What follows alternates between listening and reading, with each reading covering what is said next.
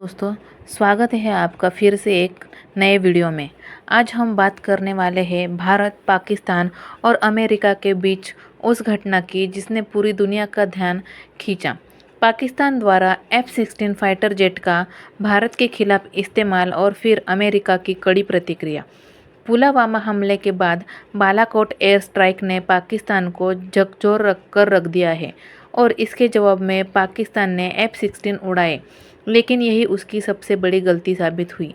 America ने तुरंत पाकिस्तान पर शिकंजा कस दिया और राष्ट्रपति डोनाल्ड ट्रंप ने साफ-साफ कह दिया, अगर भारत के खिलाफ F-16 का इस्तेमाल हुआ तो इसका अंजाम पाकिस्तान को भुगतना पड़ेगा। आज हम इसी पूरी कहानी को विस्तार से जानेंगे। 14 फरवरी 2019 में पुलवामा में जैश-ए-मोहम्मद के एक आतंकी ने भारतीय सुरक्षा बलों के काफिलों पर आत्मघाती हमला किया, जिसमें 40 से ज़्यादा जवान शहीद हो गए थे। इस कायराना हमले का जवाब भारत ने 26 फरवरी को बालाकोट एयर स्ट्राइक के जरिए दिया था, जहां आतंकी कैंप्स को तबाह कर दिया गया।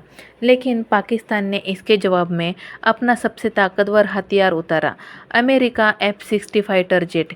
यह वही लड़ाकू विमान था जिसे अमेरिका ने पाकिस्तान को सिर्फ आतंकवाद के खिलाफ कार्रवाई करने के लिए दिया था, लेकिन पाकिस्तान ने इसे भारत के खिलाफ तैनात कर दिया। लेकिन भारत भी कहाँ पीछे रहने वाला था। विंग कमांडर वर्धमान ने MiG-21 से पाकिस्तान का F-16 गिराकर दिखा दिया कि भारत वायुसेना किसी भी चुनौती के लिए तैयार है। F-16 गिरने की खबर जब अमेरिका पहुंची तो वहां हड़कंप सा मच गया। अमेरिका को पता चला कि पाकिस्तान ने उसके साथ किए गए समझौते का उल्लंघन किया है।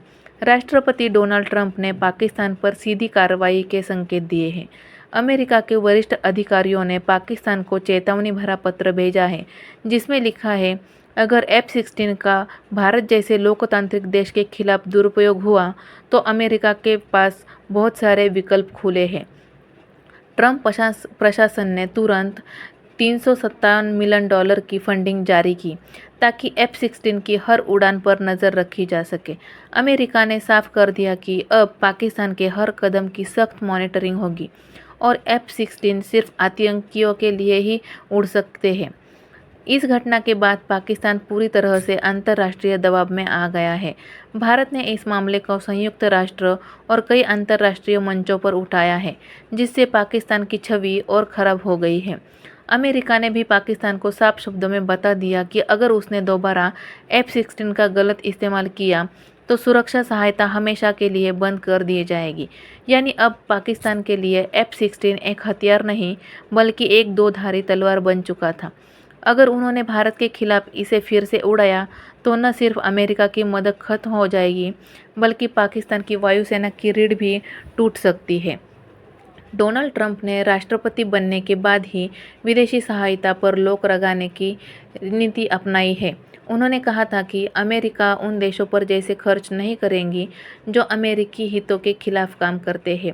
इसी नीति के तहत पाकिस्तान को दी जाने वाली $5.3 बिलियन की मदद रोक दी गई थी, लेकिन F-16 की निगरानी के लिए $397 मिलियन जारी किए गए हैं ताकि पाकिस्तान कभी भी इस ताकतवर फाइटर जेट का दुरुपयोग न कर सके।